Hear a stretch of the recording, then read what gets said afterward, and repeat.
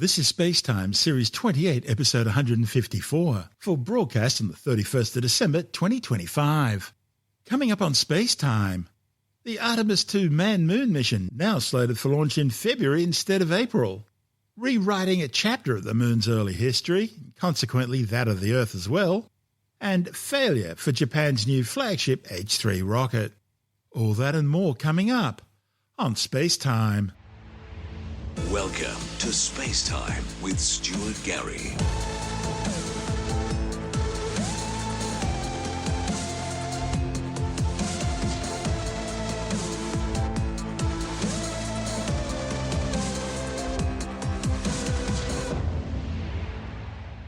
NASA has accelerated the launch of the historic Artemis 2 manned-moon mission from mid-April to early February. The agency has tentatively slated the week of February the 6th with a 2-hour launch window. This will be an historic mission because it will be the first time humans have travelled to the Moon in more than half a century, ever since the days of Apollo 17 back in 1972. The 10-day mission aboard the Orion spacecraft Integrity will launch aboard NASA's 98-metre-tall 3-stage SLS Super Heavy Lift rocket from Space Launch Complex 39B at the Kennedy Space Center at Cape Canaveral Space Force Base in Florida. The crew will complete one swing around the Moon on what's known as a free return trajectory. The mission profile calls for a multi-translunar injection with multiple departure burns. Orion will initially be sent on a highly eccentric Earth orbit with a period of roughly 24 hours. By comparison, the International Space Station orbits much closer to the planet, taking just on 90 minutes to complete each orbit. During Orion's highly eccentric orbit, the spacecraft's crew will perform various checkouts of the vehicle, its life support systems, its ancillary components, and it will undertake an in-space rendezvous and proximity operation demonstration using the spent interim cryogenic propulsion or upper stage as a target. The mission will also carry 5 cubesats, which will be attached to the inside of the stage adapter between the SLS upper stage and the Orion spacecraft. These will be deployed during Earth orbit. And once Orion reaches perigee after completing its orbit, it'll fire its main engines for its translunar injection burn. That'll send the spacecraft on a lunar free return or gravity-assist trajectory, swinging around the Moon with the closest approach to the lunar surface of approximately 7,400 kilometres. Another burn manoeuvre will then send the spacecraft returning to Earth and ultimately splashing down in the Pacific Ocean. This report on Artemis 2 from NASA TV. So the most exciting thing to me about Artemis 2 is just the return to the Moon. We haven't been there in 50 years. Human eyes are going to see parts of the Moon that haven't been seen by anyone before. It also recommits us to exploring the solar system in a way that we haven't in a long time. And I think it provides an opportunity for younger generations to understand the excitement of doing that kind of exploration. The Moon is this great sort of chiaroscuro subject because the most recognizable thing about it is the changing sun angles and how that brings out the shape of craters near the terminator, which is the day-night line. Because there aren't, oceans and clouds and all the things that you see on Earth, the Moon is really all about its shape. And the shape is telling you something about its long history and the history of the entire solar system. All the things that have happened to the Earth have been erased by geologic processes and weather and climate, and that doesn't happen on the Moon. The Moon has recorded everything that's happened since its formation almost 4.5 billion years ago. That tells us a lot about where we came from, where the solar system came from. It also reveals something about the composition of the Earth that we can't see because it's buried beneath the crust. Some of that is on the surface of the Moon because it's been excavated by all the impacts. Artemis is our return to the Moon after 50 years. The emphasis of Artemis is going to be, first of all, science, but second of all, learning to sustain a presence on another world. First on the Moon, but we're hoping that that's a stepping stone to Mars and other destinations in the solar system eventually. Artemis 2 will be a flyby mission. It's not going to land. We're testing all of the technology that we've created for flying to the Moon since Apollo. A lot of systems have been modernized, and we need to make sure that all of those work. The astronauts will be looking out the window at parts of the Moon that have never been seen by human eyes before. They will be flying by the moon at an altitude that's much higher than Apollo's orbits. And so they will see the entire disk of the moon, including areas that are closer to both the North and South Pole that astronauts from Apollo never saw. All of that depends on the lighting, which we really won't know until launch day, but we can practice with different lighting scenarios. It's hard for people to sort of picture that in their mind. If you can make a visualization of it, show them a movie, that helps everybody choose the targets and also practice aiming at those targets. The astronauts have actually been looking at these visualizations through the lens of the camera and practicing aiming at the various targets. All of the Apollo flights orbited the moon at a distance of about 110 kilometers. Because the astronauts were flying at such a low altitude, their horizon was actually quite close and they couldn't see the North and South poles. And it includes this amazing impact feature called Orion. Orion is a very large impact feature. It's about 650 kilometers wide. It's got multiple rings. These are rings that form like ripples in a pond from the impact, but of course it's on a huge scale. The middle of Orion has that sort of dark basalt lava covering it, like the dark spots that we see on the near side. It's one of the biggest ones that's more on the far side than the near.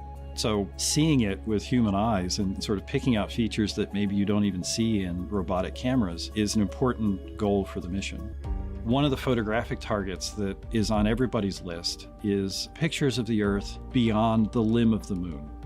During Apollo 8, on their fourth orbit, they finally turned their spacecraft around so that they could see in the direction of the Earth. Oh my God, look at that picture over there. There's the Earth coming up. Wow, that's pretty. Hey, don't take that, it's not scheduled.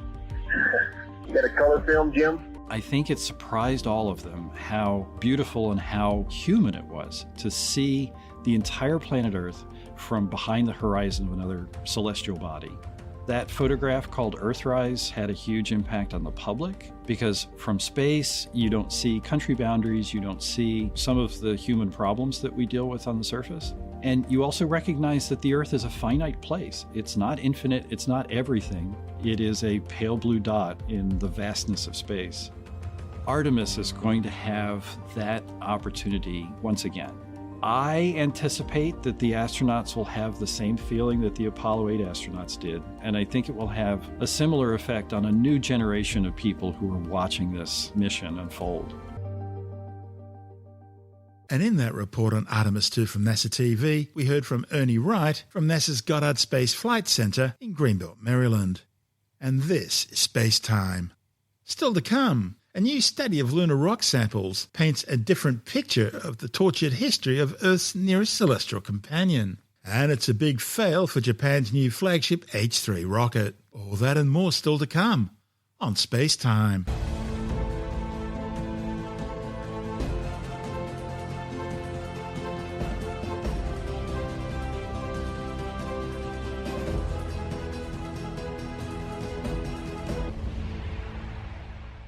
A new study of lunar rock samples is painting a very different picture of the tortured history of Earth's nearest celestial companion. The findings, reported in the journal Geophysical Research Letters, pushes back the timeline of lunar and consequently Earth impacts by some 300 million years. When the Apollo 17 astronauts collected a small rock from the moon more than 50 years ago, they had no way of knowing that it would still be challenging science's understanding of lunar history today.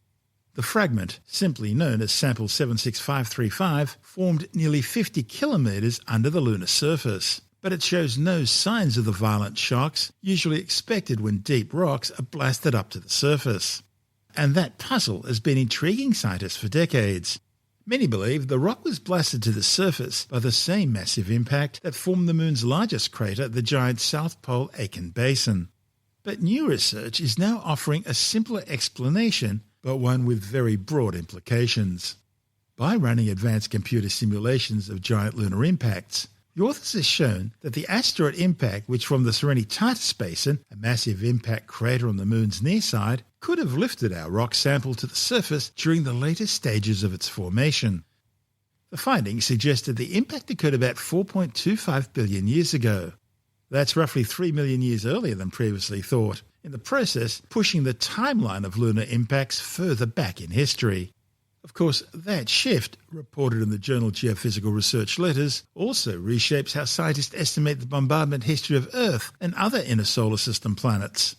The study's lead author, Evan Johns from the Lawrence Livermore National Laboratory, says this rock may be small, but it carries a huge story about the Moon's early history. He says it's sort of like a time capsule dating back 4.25 billion years.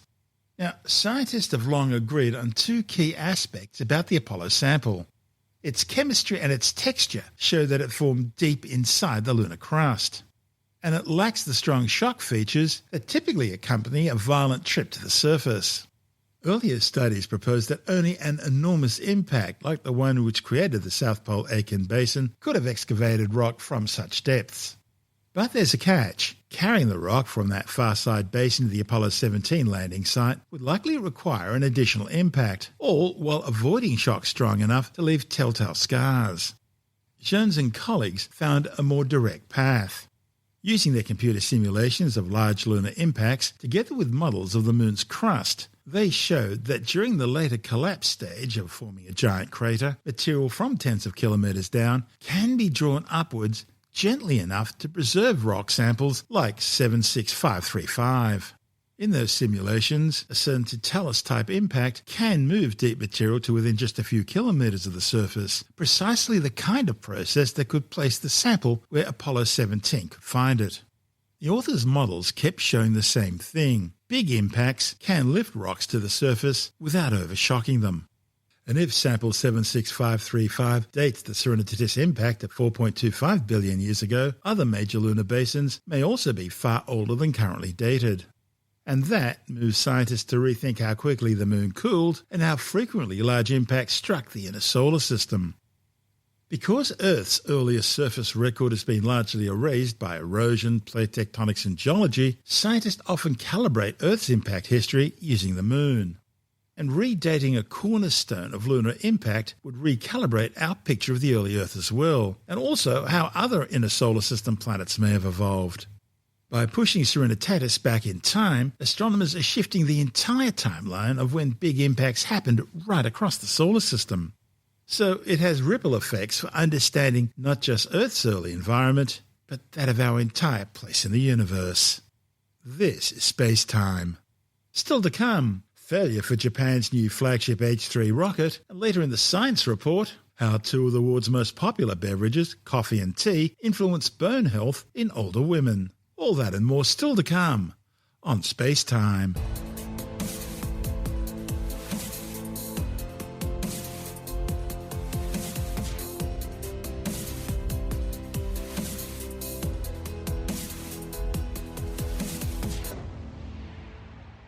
The Japan Aerospace Exploration Agency JAXA has suffered a major setback with its new flagship H3 rocket failing to place its satellite payload into orbit.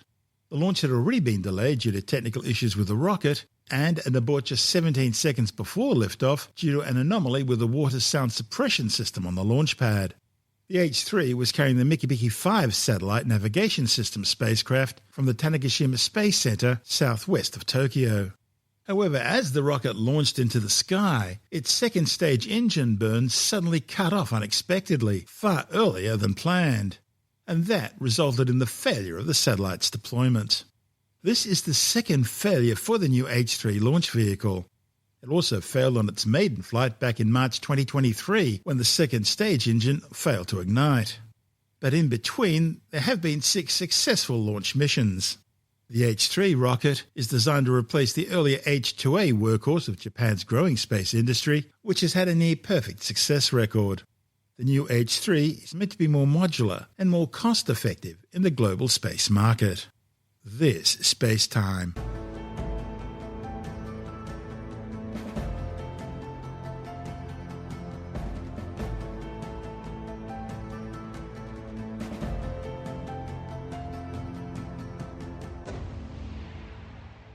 And time now to take another brief look at some of the other stories making news in science this week with a science report.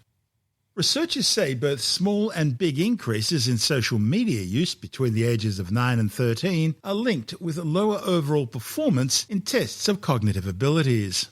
The findings, reported in the Journal of the American Medical Association, tracked increases in social media use of some 6,554 kids over 4 years, categorising them into 3 groups: no or very low social use, low increasing social use, and high increasing social use. The kids completed a range of cognitive tests, including tests in reading, memory, and vocabulary. The authors found that both small and big increases in social media use were linked to lower scores in all these tests. They speculate that it could simply be because kids are spending more time on social media, they end up spending less time on their schoolwork.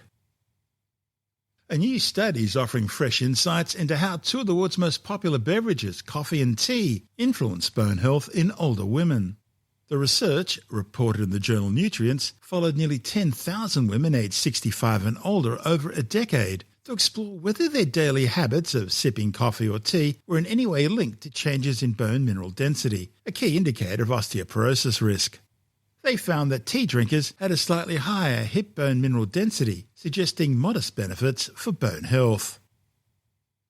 A new study has shown that artificial intelligence systems use massive amounts of energy to operate, in fact more energy than it takes to light up New York City. A report of the journal Patterns claims AI chatbots like ChatGPT are environmentally quite destructive, with a carbon footprint between 32.6 and 79.7 million tonnes of carbon dioxide over a single 12-month period. And it's not just pollution and greenhouse gases. The findings also show AI is consumed between 312.5 and 764.6 billion litres of water every year just for cooling. Androids and robots will be dominating news at the world's biggest consumer and electronics show, CES, which will be held in Las Vegas next week. With the details, we're joined by technology editor Alex Harold-Reutt from Tech Advice Start Life. The past couple of years, of course, has been AI. And the thing that has always stopped home robots from being real, besides the fact that it's difficult to make a humanoid robot that can easily glide around, walk around, deal with stairs, and have the dexterity needed to handle plates or help your seniors or handle babies, is the fact that you need a robot with an AI brain to be able to talk to you like a human could, reason, ask questions, decide to do things autonomously. And so we finally live in an era where we have at least LLM AI systems that can pretend to think. I mean, I don't really think they can think the way that humans think as yet, but they are showing large language models, right? Large language model, which is a way of predicting what the next word will be in the answer that it gives you to a question you've posed by comparing the words that appear in other answers across the entire corpus of the internet that it's been able to ingest. And so that's not really thinking, that's just predicting what the next word would be. And of course, we've seen AI systems get things completely wrong, very confidently giving us incorrect answer and hallucinating. And if a robot's trying to think whether to put an ingredient or use a particular mushroom that it may have foraged in your back garden that may or may not be, poisonous, I mean, you'd have to really be sure to trust the AI brain that it's doing the right thing. Beef Wellington recipes again, haven't you? Well, the long and the short is that we now live in an era where you can have robots that have this manual dexterity and can look like robots and can handle things. I've seen a humanoid-style robot driving a car, for example. Anything that can be handled by a human, if the robot looks and acts like a human, then it can be handled by that robot. And we did see earlier this year the 1X.Tech robot called Neo. And it was a humanoid robot of the sort you would expect from all the sci-fi dreams. I mean, it looked like a human. It could load the washing machine full of dishes or clothes. It could put clothes into the dryer, could water your plants outside. It could help you bring things in from the car. I mean, it was a robot of the sort you would expect from sci-fi. And that robot goes on sale for $20,000, or you can lease it for $499 US a month. Now, CES is meant to be all about robots. And I have read a number of companies already emailing me news saying we're going to have humanoid robots on display. But where is someone like a Samsung or an LG? Now, back in, I think, 2021, we did see Samsung had what looked like a tower fan with this arm coming out of the top. It was kind of a comical robot that looked nothing like the robot you would expect, but at least it could move around and had the arm that could do things like pack the dishwasher, but it was definitely not humanoid. Then we have Samsung with its Bally, which is a bit like the BB-8 from Star Wars, except it only had the ball, didn't have the top section, which was the head with the camera as the eye. And, that can roll around and it can project things on walls, and it can help you do things. But I mean, it's very much a non-humanoid robot. So LG has come out just on Christmas Day with a press release saying that their robot will be called LG Cloyd, CLOID, with the I in lowercase and the rest of the characters in uppercase. And so far, they've just shown a hand. They haven't shown the full robot in any of the images they've shared. And the hand looks like one of the hands you'd see on those robots from Boston Dynamics or from Elon Musk, the Optimus robots. It's obviously a robotic hand. And they're saying that this robot is designed to perform indoor household tasks, and they're calling their vision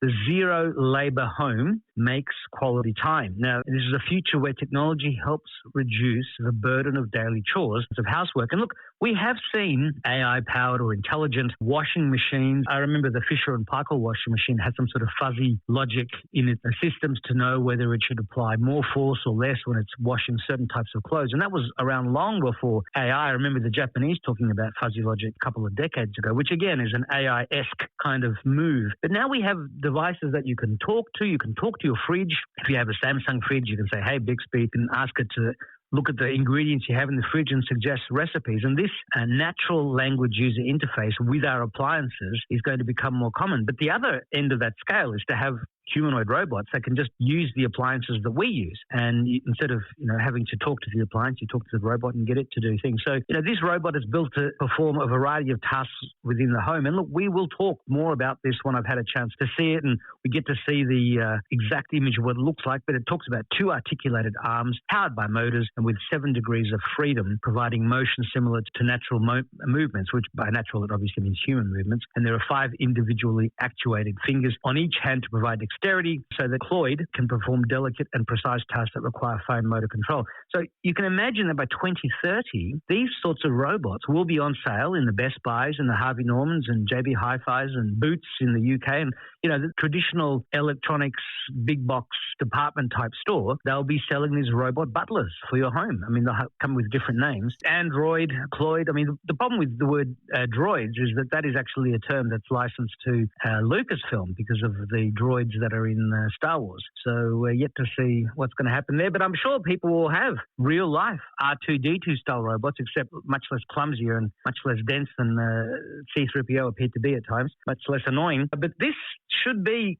commonplace. R2-D2. Well, that's right. You want C-3PO because he is a humanoid robot. But if you had an R2-D2 that could move around, sort of glide around, that then could grow arms as needed to be able to help you with things and even lift itself up, couldn't have a robot that could Daleks, they couldn't walk downstairs. Well, that is one of the problems. And in fact, I have heard on the quiet from one of the vacuum cleaner makers, they have a robot that can go up and downstairs properly. So I'm being told. And yes, the Daleks and also R2-D2, they couldn't go upstairs. And there was an episode of Doctor Who where the Dalek did have jets and could fly up the stairs. And in the original prequel trilogy, not the original trilogy, but in the prequel trilogy, I think in the middle movie, there was a moment where R2-D2 did indeed fly to... he had little jets, Little jets. But those sorts of jets won't be appearing in robots anytime soon for the home, because you can imagine those jets are going to blow air everywhere, or if they are jets that have, Roomba the kind won't of be happy the with flame. That, I mean, not with dust being... Well, Roomba's actually gone out of... I think Roomba's gone out of business. I mean, they've been bought by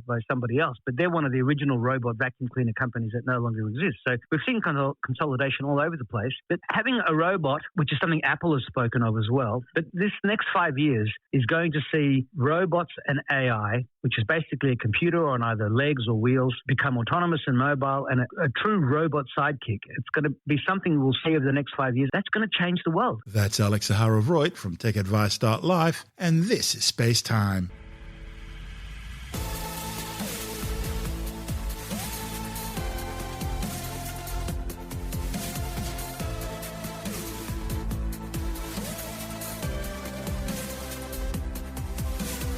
And that's the show for now.